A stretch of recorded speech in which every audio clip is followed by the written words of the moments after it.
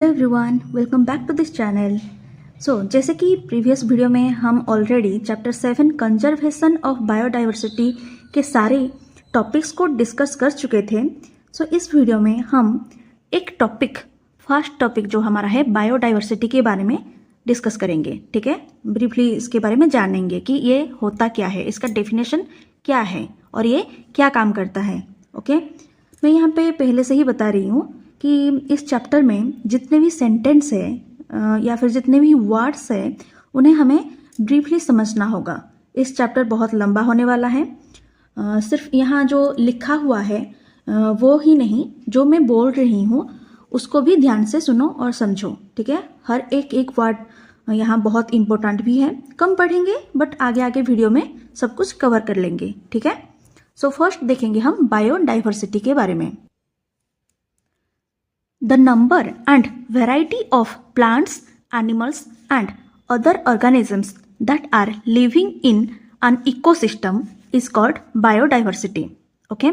यहाँ पे एक वर्ड आ रहा है, पहले इसको जान लेते हैं। Ecosystem. Okay, a community of living and non living things in a specific area that interact with each other is called ecosystem. जहाँ पर लिविंग एंड नॉन लिविंग दोनों एक दूसरे के साथ इंटरैक्ट करके रहते हो वो है इकोसिस्टम। ठीक है, देन डाइवर्सिटी मीन्स क्या है? वेराइटी। बायो मीन्स, देखो डाइवर्सिटी मतलब है वेराइटी और बायो मीन्स है लाइफ। जितने भी लिविंग ऑर्गेनिजम्स है, प्लांट्स हो, एनिमल्स हो, सब इकोसिस्टम में ही रहते हैं। तो यही प्लांट्स एंड एनिमल्स और अनदर ऑर्गेनिजम्स के नंबर्स एंड वेराइटी को ही हम बोलेंगे बायोडाइवर्सिटी। ठीक है, और बायोडाइवर्सिटी का मेजर रोल यानी काम क्या है यहाँ पे? Maintaining the balance of the earth. ठीक है, maintaining the balance of the earth है इसका काम। मान लो अगर ज़्यादा एनिमल्स हो गए हमारे अर्थ में तो क्या होगा?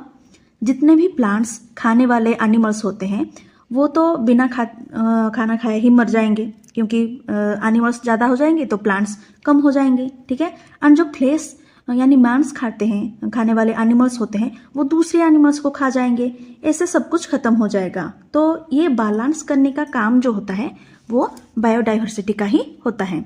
ओके, नेक्स्ट हम पढ़ेंगे causes of loss of biodiversity.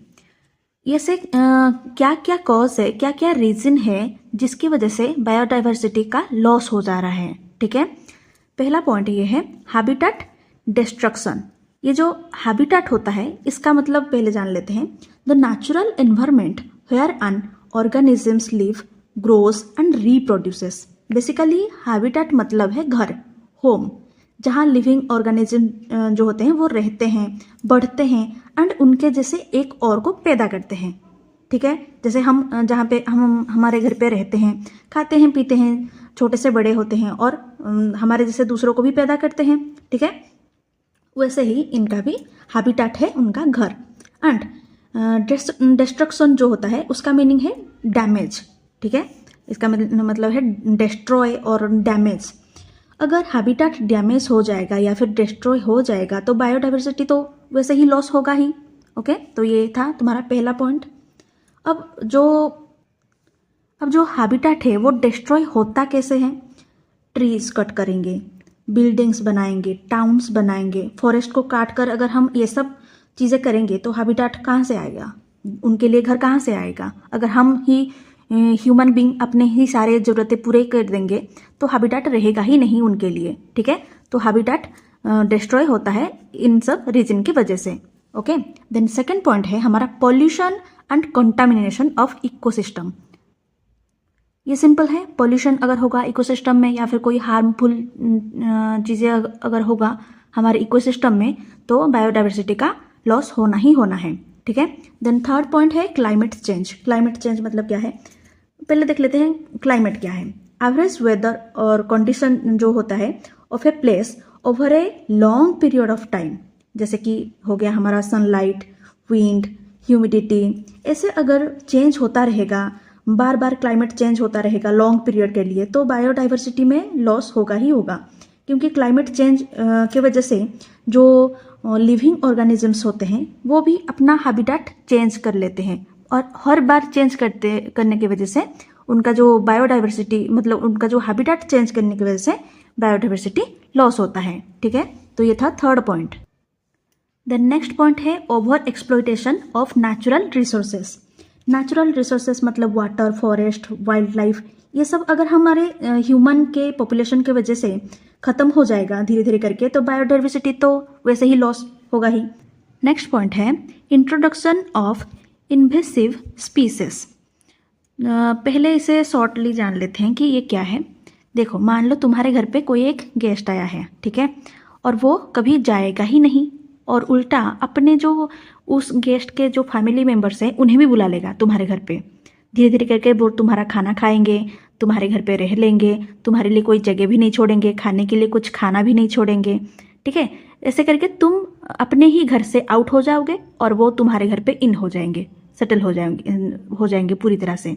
ठीक है, एक इकोसिस्टम में बहुत सारे इकोसिस्टम होते हैं, तो एक इकोसिस्टम में अगर बाहर का कोई एक इकोसिस्टम से कोई लिविंग ऑर्गेनिज्म आकर एक बार सेटल हो जाता है, तो पहले से जो इकोसिस्टम में रह रहे होते हैं उनके लिए खाने के लिए बहुत ज़्यादा कमी हो जाती है, रहने के लिए जगह भी नहीं मिलती। तो वो जो बाहर का आया हुआ ऑर्गेनिजम्स है, लिविंग ऑर्गेनिजम्स है, उन्हें ही हम बोलेंगे इन्वेसिव स्पीसीज। ओके,